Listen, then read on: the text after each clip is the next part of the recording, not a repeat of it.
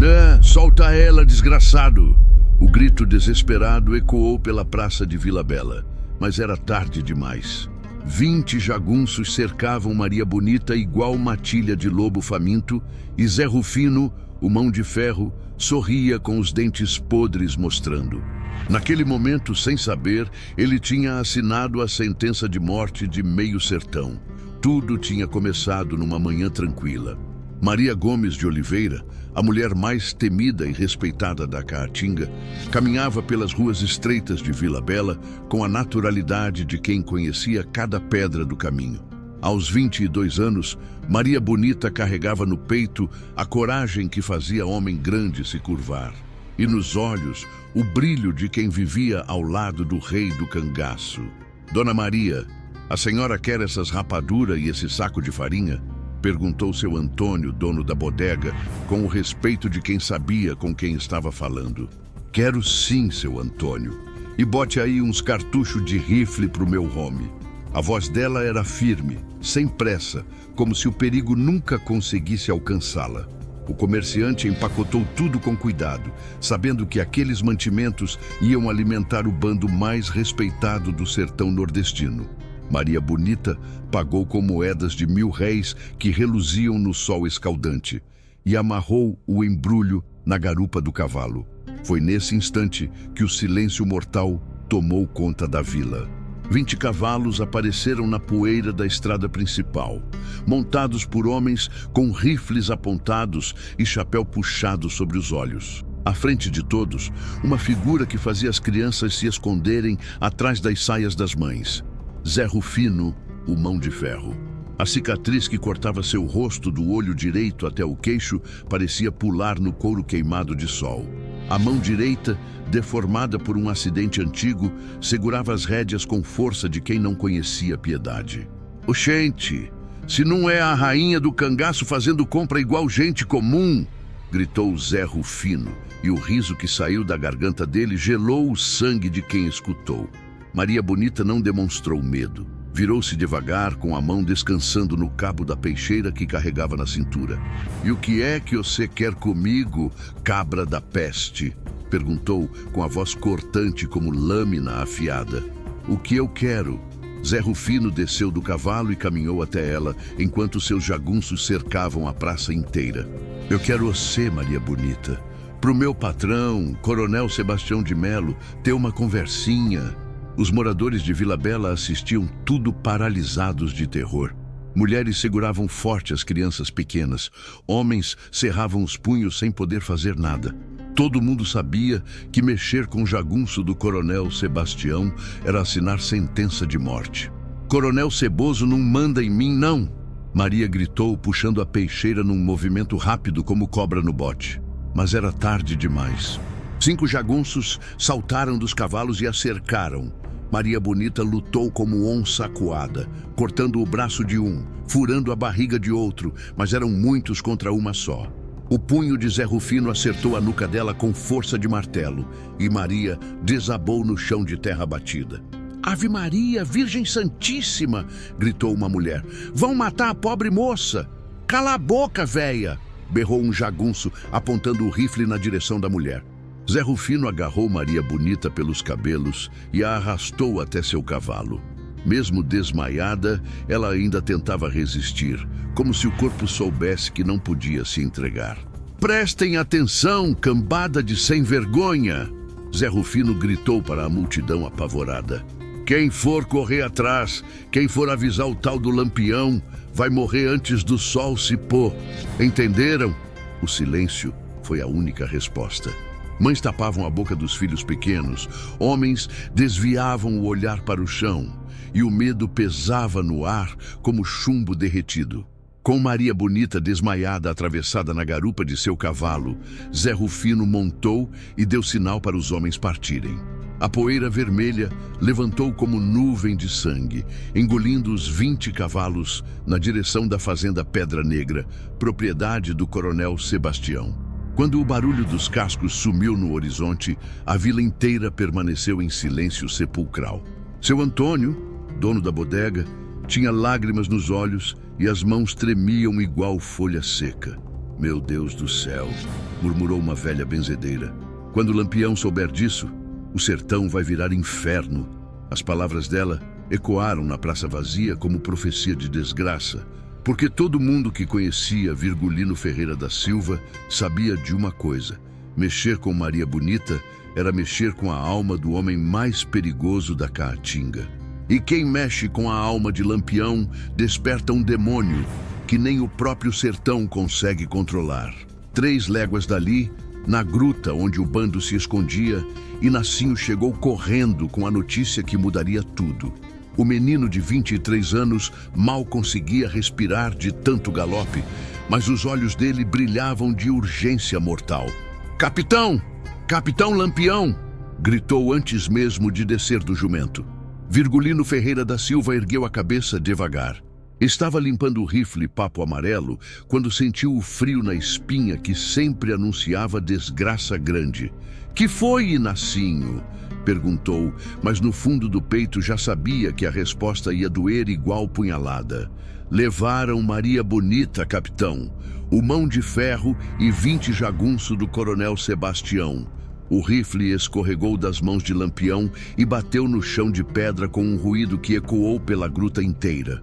Volta Seca, Baiano e Jararaca pararam o que estavam fazendo e olharam para o chefe com terror nos olhos, porque todos sabiam que tinham acabado de ver o último momento de humanidade de Virgulino Ferreira da Silva. O sertão ainda não tinha mostrado o pior que guardava dentro de si. O silêncio na gruta durou menos que um respiro. Quando Lampião ergueu os olhos, não era mais Virgulino Ferreira da Silva que estava ali. Era algo diferente, algo que fazia os próprios cangaceiros recuarem. "Repete o que você disse." A voz saiu rouca como se viesse do fundo de um poço seco, e Inacinho engoliu em seco. "Capitão, foi numa emboscada em Vila Bela. Maria estava comprando mantimento quando o mão de ferro apareceu com 20 home. Ela lutou igual onça, mas nada." Volta Seca explodiu, batendo o punho na parede de pedra. "Tenho que ter ido junto. Tenho que ter protegido nossa irmã." Antônio dos Santos, conhecido como Volta Seca, era o braço direito mais sanguinário de Lampião. Aos 28 anos, já tinha mais morte nas costas que soldado de guerra. E a lealdade a Maria Bonita queimava no peito igual fogo de palha seca. "Acalma o bucho, Volta Seca", disse Baiano, com a prudência de quem conhecia os caminhos do sertão melhor que ninguém. "Pressa é coisa de desesperado. Precisamos pensar direito." José Baiano de Oliveira era o estrategista do bando. Aos 32 anos, sabia que guerra de cangaço se ganha com cabeça fria, não com sangue quente. "Pensar o quê, cabra frouxo?" gritou Jararaca, o mais jovem do grupo. "Enquanto a gente fica aqui de papo, o mão de ferro pode estar fazendo maldade com Maria." Manuel Neto, apelidado de Jararaca pela agilidade e veneno nas lutas, mal tinha 25 anos, mas a coragem dele compensava a pouca idade. Sempre queria provar valor para Lampião, sempre na frente do perigo. "Calem a boca!" A voz de Lampião cortou o ar como chicotada. Todos se viraram para o chefe. Virgulino estava de pé, com a mão na coronha do revólver. E nos olhos dele brilhava uma coisa que nunca tinham visto antes. Era ódio puro, destilado, concentrado igual veneno de cascavel. "Inacinho", disse Lampião, com voz controlada demais para ser natural. "Onde levaram ela?" "Para a fazenda Pedra Negra, capitão, propriedade do coronel Sebastião de Melo." "Aquele miserável", murmurou Volta Seca, "o mesmo que perdeu 3 fazendas para o nosso ataque." "É vingança", disse Baiano pensativo. "O coroné está usando Maria como isca para nos atrair." Lampião caminhou até a entrada da gruta e olhou para o sol que queimava impiedoso no céu sem nuvens. O sertão estendia-se à frente, ressecado, cruel, mas não mais cruel que o ódio que crescia dentro do seu peito. "Então ele vai ter o que quer", murmurou. "Vai me ter, só que não do jeito que espera." Na fazenda Pedra Negra, Maria Bonita despertou em um quarto escuro, com as mãos amarradas às costas e a cabeça latejando de dor. O cheiro de mofo e sujeira invadiu suas narinas, mas ela não demonstrou fraqueza. "Olha só quem acordou", disse uma voz grossa na porta. Zé Rufino entrou no cômodo pequeno, arrastando a perna esquerda que mancava desde a infância.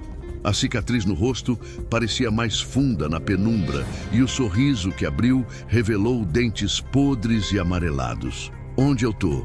perguntou Maria com a voz firme apesar da situação. "Na sua nova casa, bonita. Até seu hominho vim te buscar." Maria cuspiu no chão demonstrando desprezo. "Virgulino não vai vir sozinho, não é. Vai trazer o bando inteiro e vai acabar com vocês um por um." "É exatamente o que a gente espera", disse outra voz na porta. Coronel Sebastião de Melo entrou no quarto com a arrogância de quem se acha dono do mundo. Aos 58 anos, era um homem alto, de barriga grande e rosto marcado pela ganância. Usava roupa cara, mas o suor e a malícia estragavam qualquer elegância. "Ei, Maria Gomes de Oliveira", disse o coronel, saboreando cada palavra. "A famosa Maria Bonita. Não parece grande coisa amarrada assim. E você não parece homem nenhum escondido atrás de jagunço", retrucou Maria, sem baixar os olhos. O tapa que Zé Rufino deu no rosto dela ecoou pelo quarto pequeno. Maria cuspiu sangue, mas continuou olhando direto nos olhos do coronel. "Tem fogo essa daí", disse Zé Rufino, esfregando a mão deformada. "Vou gostar de quebrar ela." "Calma, mão de ferro", disse o coronel. "Ela vale mais inteira. Lampião não vai vir se a isca tiver estragada." Maria Bonita sentiu o frio na espinha, mas não deixou o medo aparecer no rosto. Sabia que Virgulino viria buscá-la, sabia que o bando inteiro daria a vida por ela, mas também sabia que o coronel tinha 100 jagunços e planejava uma armadilha mortal. "Mande recado para o seu Lampião", disse o coronel se aproximando. "Diga que tem 3 dias para vir aqui sozinho. Sozinho, ouviu? Se vier com o bando, você morre antes dele chegar perto." "E se ele não vier?" perguntou Zé Rufino. "Ah, ele vem", sorriu o coronel. "Homem apaixonado sempre vem. E quando vier, a gente acaba com o rei do cangaço de uma vez por todas." De volta à gruta, Lampião terminava de carregar o rifle com movimentos mecânicos, precisos, mortais. Os outros cangaceiros se preparavam em silêncio, porque todos sentiam que algo tinha mudado no chefe para sempre. "Capitão", disse Baiano cauteloso, "precisamos de um plano. O coronel tem 100 homens, nós somos só 4. 4 é o que basta", respondeu Lampião sem erguer os olhos da arma. "Desde que um deles seja eu." Volta Seca checava os cartuchos da cartucheira. "E qual é o plano, chefe?" Lampião ergueu a cabeça devagar. O que os outros viram no olhar dele foi a certeza fria de quem já tinha decidido que ia morrer, mas que levaria muita gente junto. "O plano é simples", disse ele, com voz que não parecia humana. "Eles querem Lampião? Vão conhecer o verdadeiro Lampião. Vão conhecer o demônio que o sertão criou." Jararaca sentiu um arrepio. "E Maria, capitão? Maria vai voltar. Nem que eu tenha que matar metade do sertão para isso acontecer." O vento da caatinga soprou na entrada da gruta, carregando o cheiro de terra seca e morte que vinha. Porque quando Lampião jurava alguma coisa, o próprio diabo se benzia de medo. A guerra tinha começado. E o sertão ainda não sabia que tinha acabado de nascer uma lenda nova. Uma lenda escrita com sangue, fogo e vingança. A lua nova escondia os 4 vultos que se moviam pela caatinga igual sombras da morte. Lampião cavalgava na frente, com os olhos fixos no horizonte onde as luzes da fazenda Pedra Negra piscavam como estrelas caídas do céu.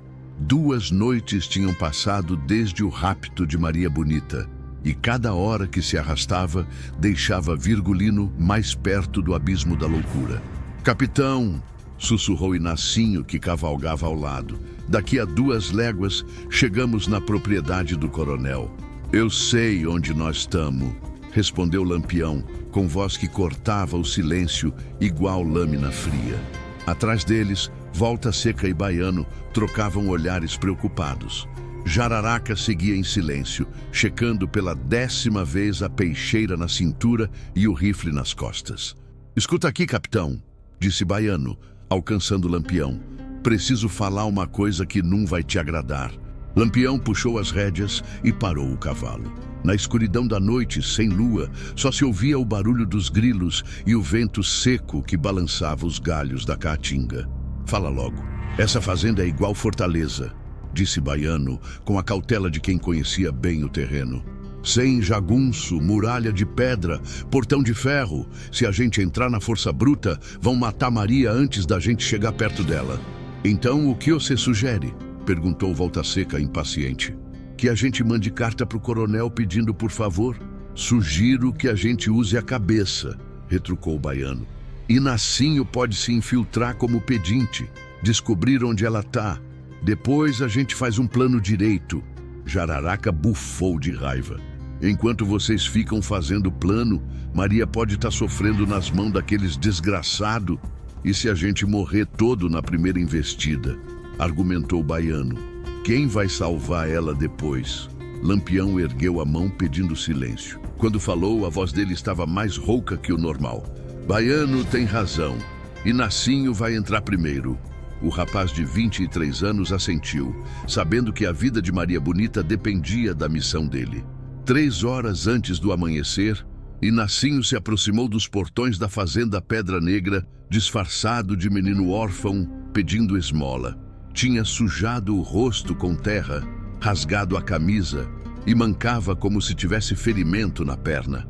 Pelo amor de Deus, seu guarda, gemeu para o jagunço que vigiava a entrada.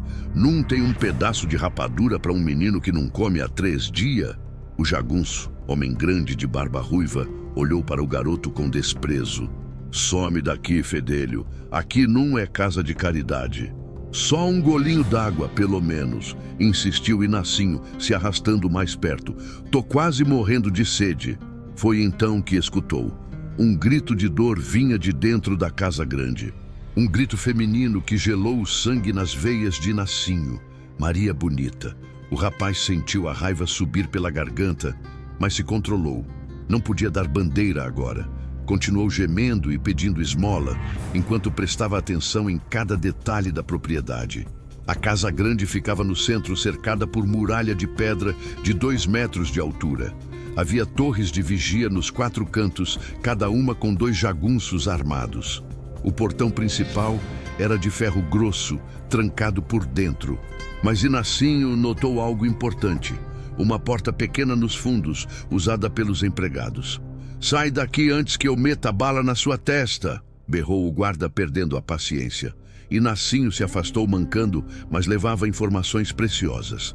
E, principalmente, a certeza de que Maria Bonita ainda estava viva.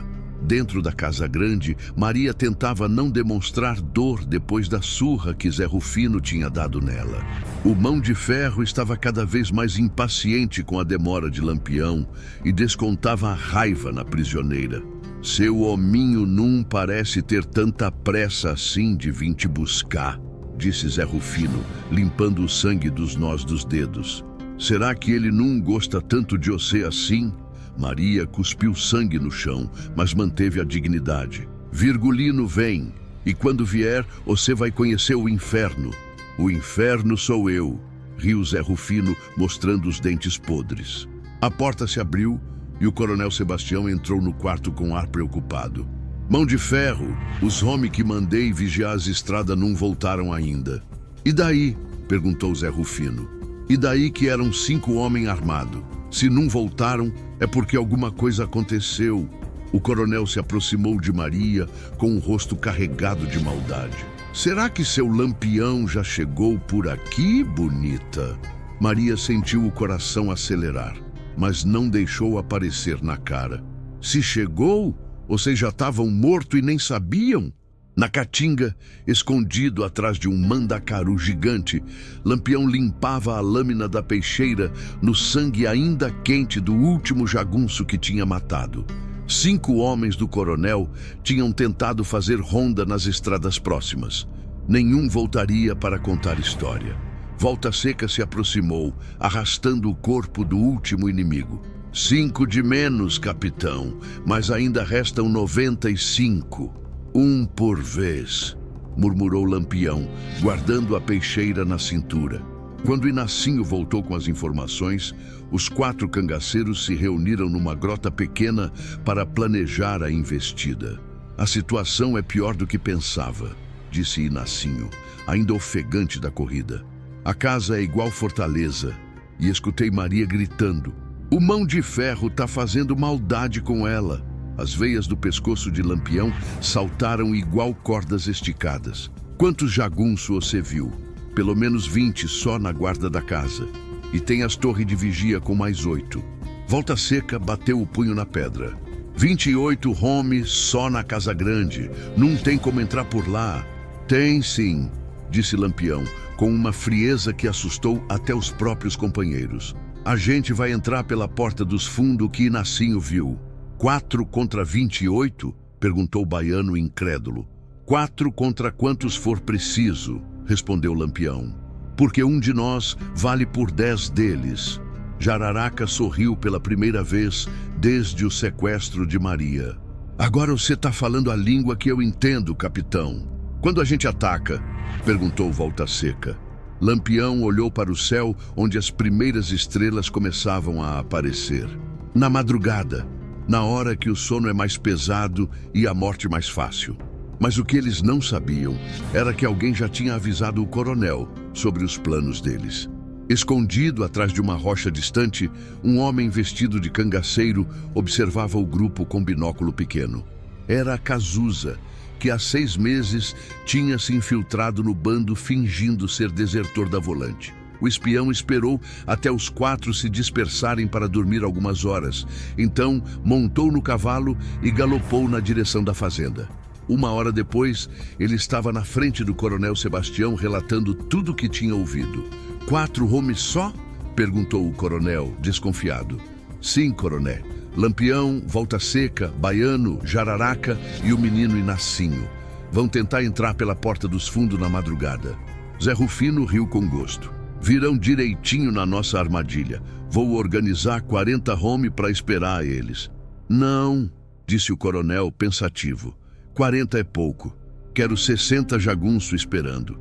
E quero eles vivo, principalmente Lampião. Pra que vivo, patrão? O sorriso que se abriu no rosto do coronel era pura maldade destilada. Porque eu quero que ele veja a mulher dele morrendo devagar nas nossas mãos.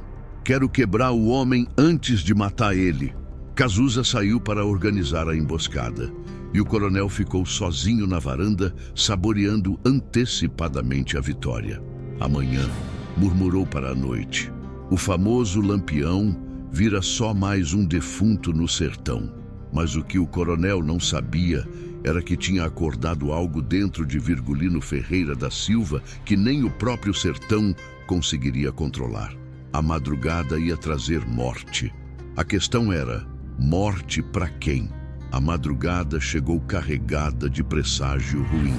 Nem mesmo os sapos do açude ousavam cantar, como se soubessem que a morte rondava a fazenda Pedra Negra igual urubu faminto. Lampião e seus 3 homens se aproximaram da propriedade, rastejando pela caatinga seca, com o coração batendo no compasso da vingança. O capitão do cangaço parecia diferente. Os movimentos eram mais felinos, mais mortais, como se algo selvagem tivesse despertado dentro dele. Ali está a porta dos fundos que Inacinho falou, sussurrou Volta Seca, apontando para uma entrada pequena na muralha de pedra. Muito quieto, murmurou o baiano desconfiado. Cadê a guarda que deveria ter aqui? Jararaca checou a peixeira na cintura pela 100ª vez. Pode ser que esteja tudo dormindo, mas Lampião sentia o perigo no ar igual cheiro de chuva que não vem. Algo estava errado, muito errado. Esperem, disse ele, levantando a mão. Foi quando ouviram o clique metálico de gatilhos sendo engatilhados. Bem-vindos à Fazenda Pedra Negra, meus caros cangaceiro, disse uma voz grossa no escuro. 60 jagunços saíram das sombras igual demônios do inferno, com rifles apontados e sorrisos de quem já sabia o final da história. Zé Rufino estava no meio de todos, com a cicatriz brilhando na luz da lua que nascia. Oxente, se num é o famoso Lampião, riu o Mão de Ferro. Parece menor do que eu imaginava. Lampião não disse nada. Apenas olhou ao redor, calculando as chances, contando os inimigos, planejando a morte de cada um. Havia uma calma terrível nele que fez até os jagunços mais corajosos sentirem frio na espinha. "Onde está Maria Bonita?" perguntou ele, com voz que parecia vir de um cemitério. "Ah, ela está bem cuidadinha", respondeu Zé Rufino, chorando igual bezerro desmamado, implorando pelo seu hominho. Muito tocante. Volta Seca rangeu os dentes. "Cabra desgraçado, se você encostou a mão suja nela." "Encostei sim", riu Zé Rufino, "e vou encostar muito mais antes de acabar com ela." Foi nesse momento que algo morreu dentro de Virgulino Ferreira da Silva, e algo bem pior nasceu no lugar. "Inacinho", disse Lampião, sem tirar os olhos de Zé Rufino. "Quando eu der o sinal, você corre para a Casa Grande e tira Maria de lá, entendeu? Mas, capitão, são 60 contra 4. Deixa que eu cuido dos 60. A frieza na voz dele fez todos os cangaceiros sentirem um arrepio. Baiano conhecia Lampião há 10 anos, mas nunca tinha visto aquele brilho nos olhos do chefe. Era como se estivesse olhando para um estranho. "Entreguem as armas", ordenou Zé Rufino. "E talvez vocês morram rápido." Lampião deu um passo à frente. "Você quer as armas? Então toma." O rifle Papo Amarelo disparou antes mesmo do eco do primeiro tiro chegar aos ouvidos. Zé Rufino voou 3 metros para trás, com um buraco no peito do tamanho de uma moeda. "Mata a todos!" gritou um jagunço. Mas era tarde demais. Lampião se movia igual fantasma da morte, rolando, atirando, cortando, matando.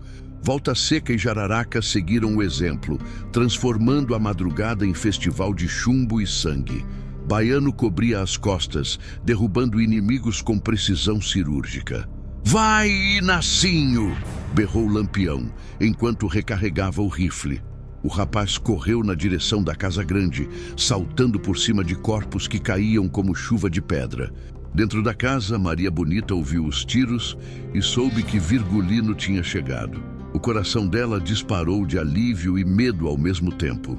"Parece que seu hominho chegou", disse o coronel Sebastião, entrando no quarto com um revólver na mão.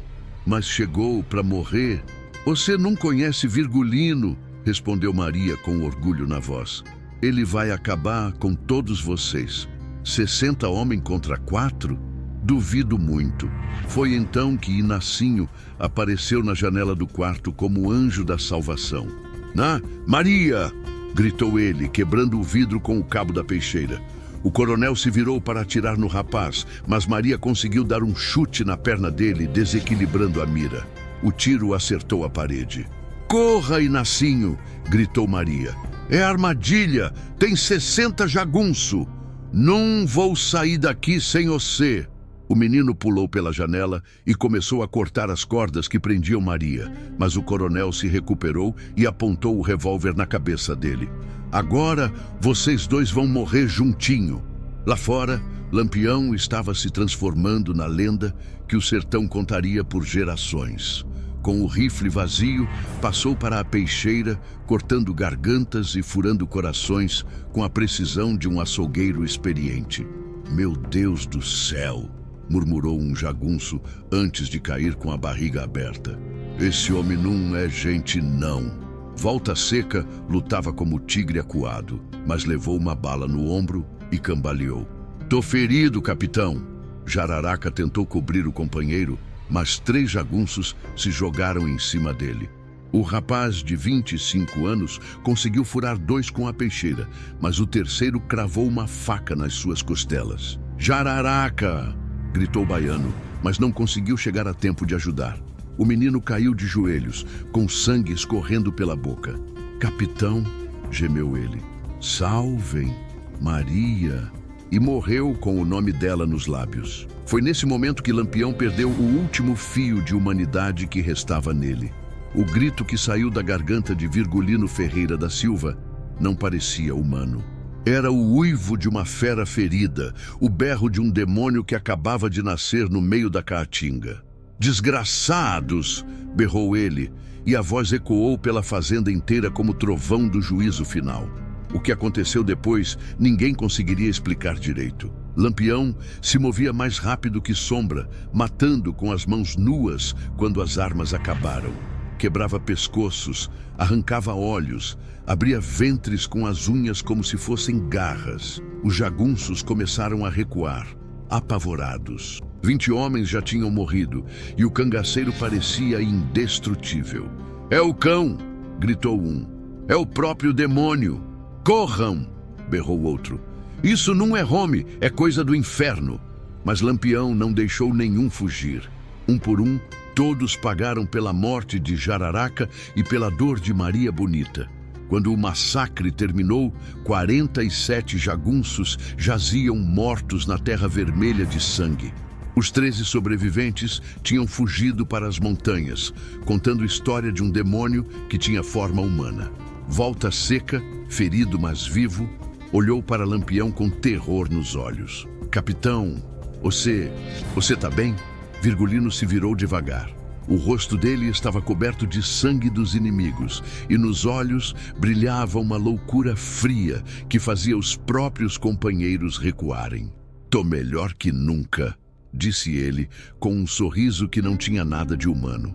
"Agora vamos buscar Maria." Dentro da casa, o coronel Sebastião tremia igual vara verde no vento. Tinha ouvido os gritos lá fora, tinha ouvido o silêncio que veio depois. Sabia que seus homens estavam mortos. Como um homem só matou 40 jagunço, murmurou ele, ainda apontando o revólver para Maria e Inacinho. "Porque esse homem não é um qualquer", respondeu Maria, com orgulho feroz na voz. "É Lampião, e agora você despertou o demônio que vivia dentro dele." Passos lentos ecoaram pelo corredor. Passos que vinham na direção do quarto. Toc, toc, toc. O coronel engoliu seco, suando frio, apesar do calor da madrugada. Toc, toc, toc. A porta se abriu devagar, rangendo como portão de cemitério. E Lampião entrou. O homem que estava ali não era mais Virgulino Ferreira da Silva. Era algo diferente, algo que o próprio sertão tinha forjado na bigorna do ódio e temperado no sangue da vingança. "Boa noite, coroné", disse ele, com voz macia como seda e perigosa como jararaca. "Vim buscar o que é meu." O coronel apontou o revólver para a cabeça de Lampião, mas a mão tremia tanto que não conseguia mirar direito. Num se aproxima", gaguejou. "Ou eu mato a mulher." Lampião sorriu. E foi o sorriso mais terrível que alguém já viu no sertão nordestino. "Coroné", disse ele, dando um passo à frente. "Você já tá morto, só não sabe ainda. O que aconteceu naquele quarto ficaria gravado na memória de quem sobreviveu para contar. Porque foi ali que o sertão conheceu o verdadeiro significado da palavra vingança. E soube que tinha nascido um demônio que nem a própria morte conseguiria dominar. O ar dentro do quarto estava pesado como chumbo derretido. O coronel Sebastião suava tanto que o revólver escorregava na mão trêmula. E o cheiro de medo misturado ao sangue que vinha de fora deixava tudo mais sufocante. "Não se aproxima!" gritou o coronel, pressionando o cano da arma na têmpora de Maria Bonita. "Eu mato ela, juro por Deus que mato!" Lampião deu mais um passo devagar, sem tirar os olhos do inimigo. Não havia pressa agora. A presa estava encurralada, e predador não tem pressa quando a caça não tem mais para onde fugir. "Você pode matar ela", disse Virgulino, com voz macia que gelava o sangue. "Mas depois eu vou demorar 3 horas para matar você. E vai ser devagarzinho, coroné. Muito devagar." Maria Bonita olhou nos olhos do seu homem e viu algo que nunca tinha visto antes. Não era mais o Virgulino que ela conhecia. Era outra coisa, algo que nascia da dor e se alimentava de vingança. "Virgulino", murmurou ela quase com medo. "Fica quietinha, meu bem", disse Lampião, sem desviar o olhar do coronel. "Já já você tá livre." E Nacinho, ainda amarrado no chão, observava tudo em silêncio. O rapaz tinha visto Lampião em muitas batalhas, mas nunca assim. Parecia que o chefe tinha deixado de ser homem para virar força da natureza, igual tornado ou seca que destrói tudo no caminho. "Escuta aqui, cangaceiro", tentou o coronel, com a voz engasgada de desespero. A gente pode fazer um acordo. Eu tenho muito dinheiro, muito gado. Dinheiro? Lampião riu, e o som que saiu da garganta dele fez até as pedras das paredes tremerem. Você acha que eu vim aqui por dinheiro, miserável? Então, o que você quer? Quero justiça. E justiça, coronel, se paga com sangue. Foi nesse momento que o coronel cometeu o último erro da vida dele. Nervoso, apertou o gatilho. O tiro ecoou pelo quarto, mas a bala só acertou a parede. Maria tinha se jogado para o lado no último segundo, e Lampião se movia igual relâmpago na direção do inimigo. O que aconteceu depois foi tão rápido que Inacinho mal conseguiu acompanhar com os olhos. Lampião agarrou o punho do coronel, quebrou os 5 dedos com um estalo seco, tomou o revólver e deu uma cabeçada que racrou o nariz do homem como galho seco. Agora você vai pagar, berrou Virgulino, e a voz dele ecoou pela fazenda inteira. O coronel caiu de joelhos, gemendo de dor, com sangue escorrendo pelo rosto gordo. Piedade, pelo amor de Deus, tenho família, família. Lampião riu outra vez, mas agora o riso era pior que choro de defunto. E você pensou na família de quem quando mandou matar gente inocente? Pensou na família quando ordenou Zé Rufino bater em Maria? Você nada.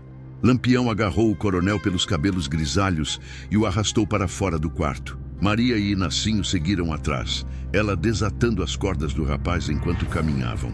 Virgulino, para com isso, tentou Maria, tocando no braço do seu homem. Ele já está vencido. Mas quando Lampião se virou para ela, Maria recuou assustada.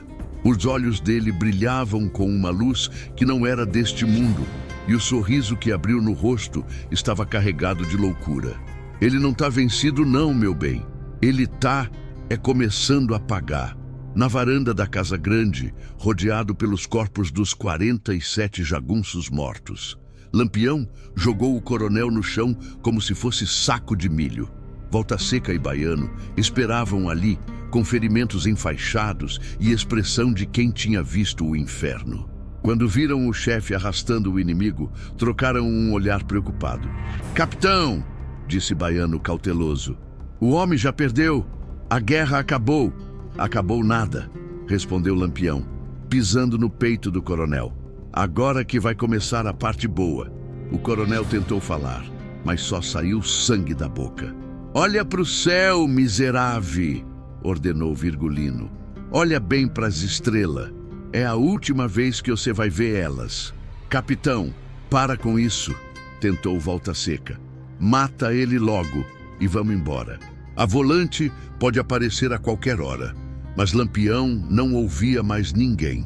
Estava perdido num mundo de ódio e vingança, onde só existia ele e o homem que tinha ousado mexer com Maria Bonita. "Você sabe o que acontece com quem mexe com o que é meu?" perguntou ele, se abaixando até ficar cara a cara com o coronel. Por favor, nada. Você despertou o demônio, coronel. Agora vai conhecer ele direito." O que Lampião fez com o coronel Sebastião naquela madrugada virou lenda no sertão. Os detalhes ninguém conta, porque são pesados demais para o ouvido cristão. Mas dizem que os gritos do coronel ecoaram pela caatinga por 2 horas e que até os bichos do mato se esconderam de medo. Quando tudo terminou, não restava nada do homem que tinha sido dono de 20.000 hectares e 100 jagunços. Só uma lembrança vermelha na terra seca da fazenda Pedra Negra.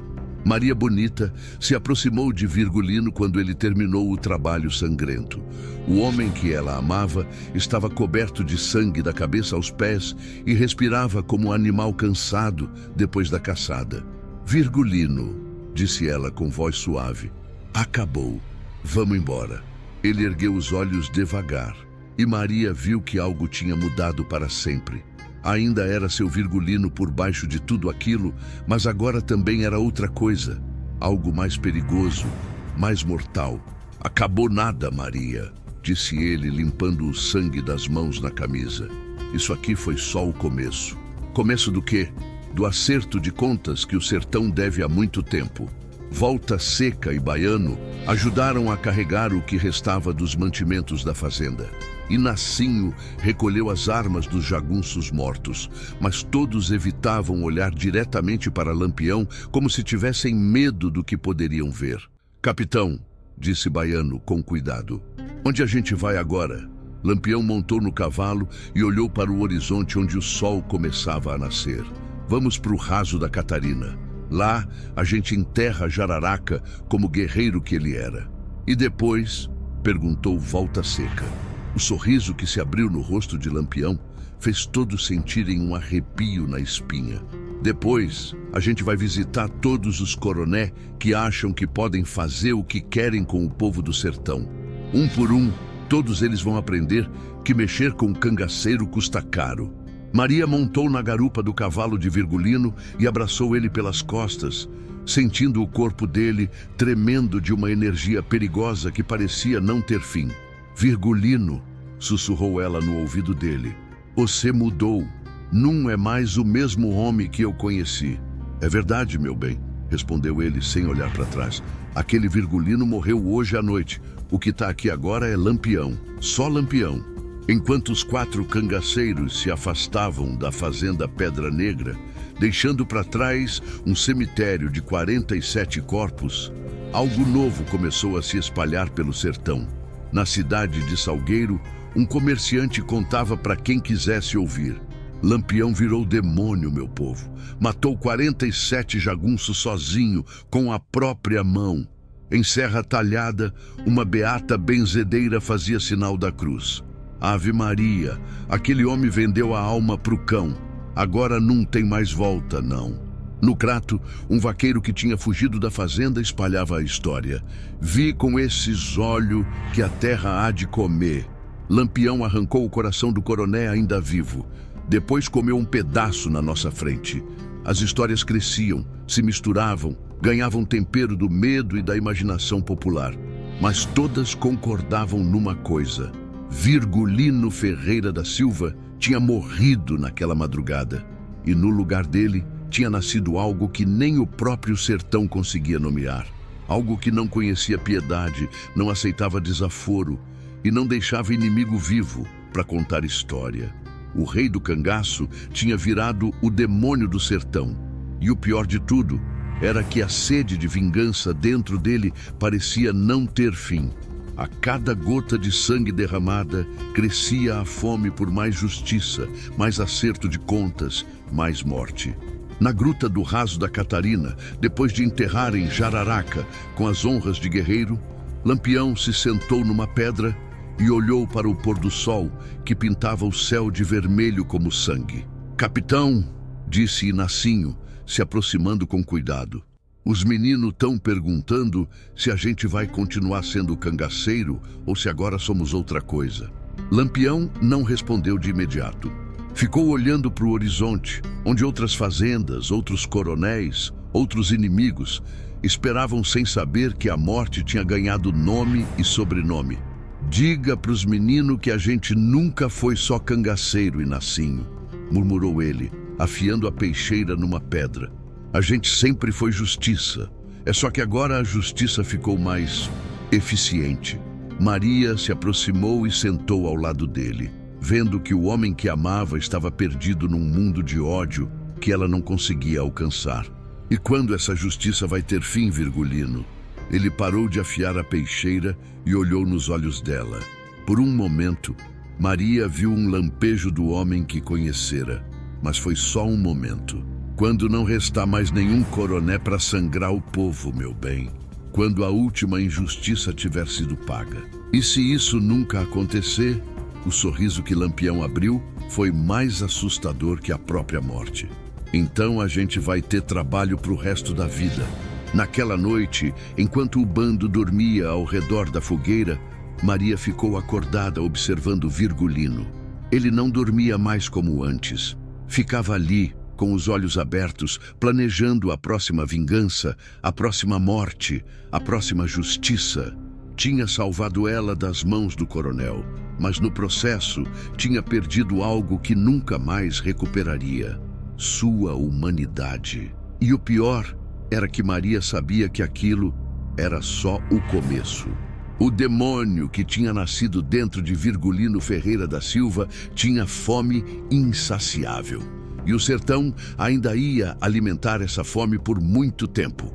6 meses se passaram desde a noite sangrenta na fazenda Pedra Negra. E o nome de Lampião já não era mais pronunciado como antes no sertão.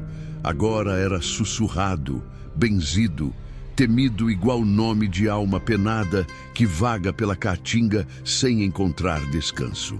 Virgulino Ferreira da Silva estava sentado na varanda de uma casa abandonada na Vila de Piranhas, limpando o rifle Papo Amarelo com movimentos mecânicos, precisos, mortais. Ao redor dele, o bando tinha crescido. 20 homens agora seguiam o demônio do sertão, atraídos pela fama e pelo medo que o nome dele despertava. Maria Bonita observava o homem que amava de longe, com tristeza no coração.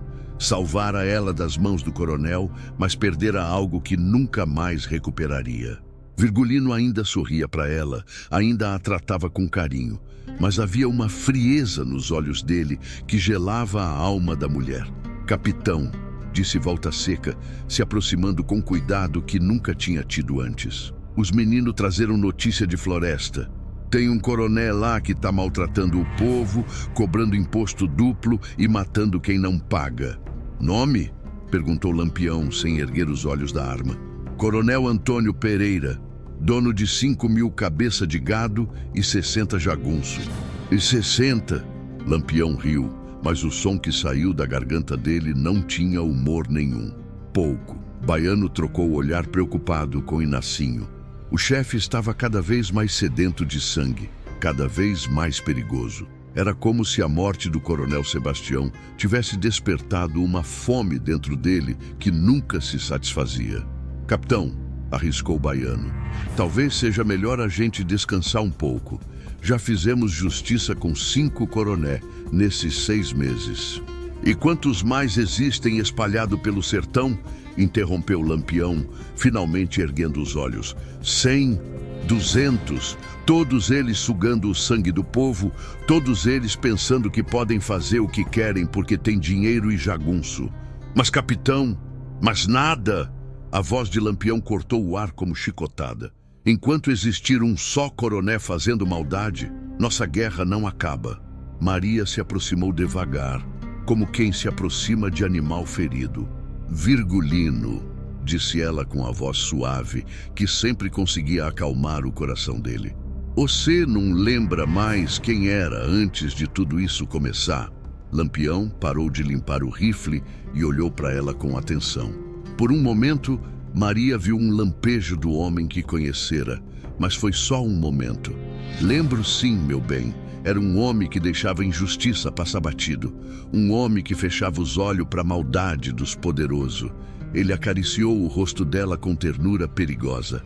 Mas esse homem morreu junto com Jararaca. O que está aqui agora é justiça pura. Justiça ou vingança? A pergunta ficou pesando no ar quente da tarde e todos os cangaceiros se calaram esperando a resposta. No sertão, meu bem, justiça e vingança são a mesma coisa, respondeu Lampião. A diferença é que justiça dos homens ricos não vale nada. A nossa sim. Naquela mesma tarde, 3 léguas dali, um homem montado num cavalo preto observava o movimento da Vila de Piranhas com binóculo pequeno. Era Capitão Bezerra, da Volante Pernambucana, veterano de 20 anos caçando cangaceiro. Aos 45 anos, João Bezerra já tinha prendido ou matado dezenas de bandidos, mas nunca tinha enfrentado ninguém como Lampião. As histórias que chegavam aos ouvidos dele eram assombradas. Um homem que matava sem piedade, que não deixava inimigo vivo, que tinha virado demônio na terra. Sargento Santos, chamou ele sem baixar o binóculo. Sim, capitão. Quantos soldados temos disponível? 30, capitão. Todos bem armados e treinados. Vai precisar de mais, muito mais. O sargento franziu a testa. Mais, capitão. Mas são só 20 cangaceiro. Não, sargento. São 20 cangaceiro comandado pelo próprio demônio. E demônio não morre fácil. Capitão Bezerra conhecia a fama de Lampião, mas também conhecia o dever. Tinha jurado prender ou matar todos os bandidos do sertão e não ia quebrar o juramento agora. "Manda buscar mais 40 soldados da capital", ordenou ele. "E manda pedir apoio de Juazeiro também. Quero 70 homens para caçar esse tal de Lampião." "70, capitão? Não tá exagerando, não?" Bezerra baixou o binóculo e olhou para o sargento com seriedade mortal. "Sargento, eu já vi muito cangaceiro na minha vida, mas esse daí é diferente. Esse daí não tem mais nada de humano dentro dele, é pura maldade destilada. E como o senhor sabe? Porque eu vi os corpos que ele deixa para trás. E nenhum homem normal faz o que ele faz com os inimigos." De volta à casa abandonada, Lampião terminou de limpar o rifle e se levantou devagar. O sol estava se pondo no horizonte, pintando o céu de vermelho sangue, e a hora da decisão tinha chegado. "Menino", disse ele, se dirigindo ao bando inteiro, "amanhã nós vamos visitar o Coronel Antônio Pereira em Floresta. Quero que vocês se preparem direito, porque dessa vez pode ser que a gente encontre resistência séria." "E é por quê, capitão?" perguntou um cangaceiro novo que tinha se juntado ao bando na semana anterior. "Porque a fama da gente tá crescendo, rapaz. E quando a fama cresce, os inimigos também crescem." E Nacinho se aproximou com notícia fresca. "Capitão, o vaqueiro que chegou agora trouxe recado.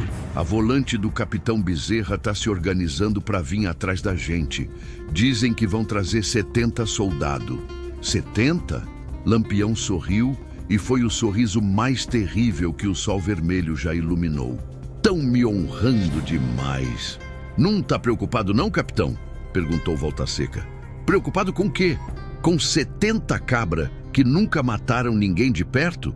Que nunca olharam no olho do inimigo na hora da morte?" Lampião caminhou até a beirada da varanda e olhou para a caatinga que se estendia até o horizonte. Seca, cruel, mas não mais cruel que o ódio que queimava dentro do peito dele. "Escutem bem o que vou falar", disse ele, sem se virar para o bando. "O sertão sempre foi terra de homem macho, mas agora virou terra de demônio também. E demônio não recua, não perdoa, não esquece."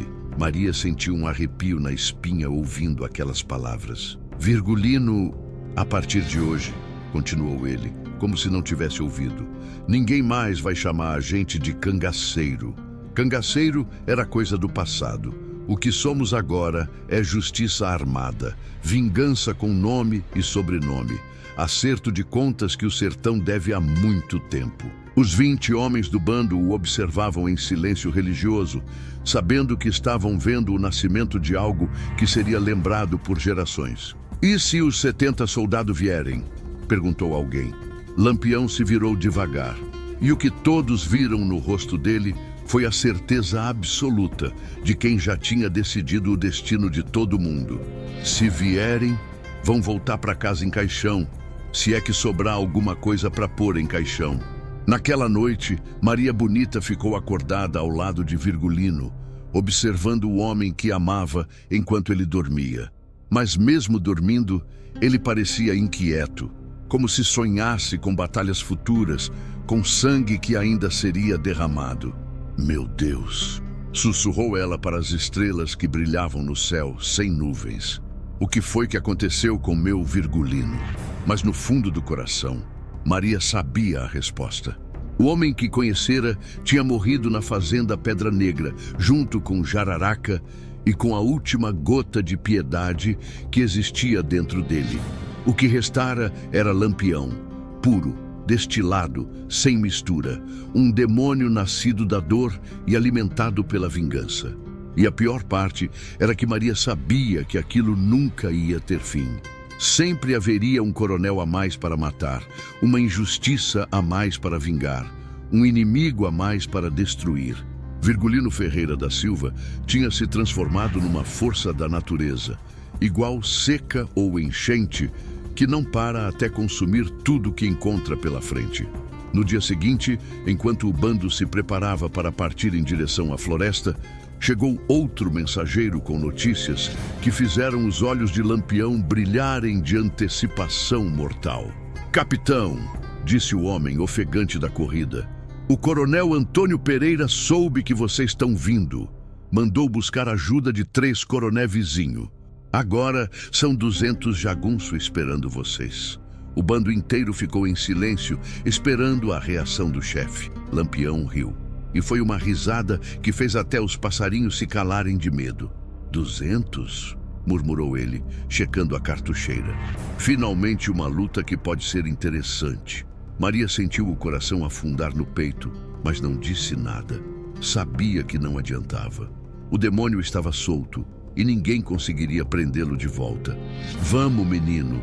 Gritou Lampião, montando no cavalo. O sertão está esperando para ver o que acontece quando 200 jagunço enfrentam 20 demônio. E assim, enquanto a poeira se levantava atrás dos cavalos que galopavam em direção ao próximo massacre, uma coisa ficou clara para quem conhecia a história. Lampião não morria. Virava lenda. E lenda no sertão é coisa que não tem fim. No sertão, a vingança nunca acaba. Só muda de dono. E você que tá me ouvindo de onde, cabra?